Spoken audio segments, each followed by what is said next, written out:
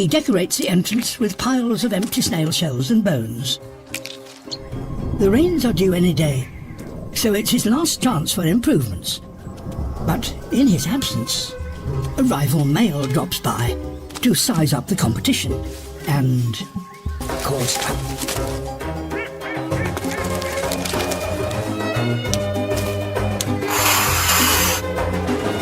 And perhaps one of the best bits would look good in his bower. The owner is back, and something isn't right. Repairs are needed. Time to rehearse his courtship display. But sadly, he may only ever dance alone. For the last 3 years, the rains have failed. Without them, the females won't mate. They need the rains to provide food for their family.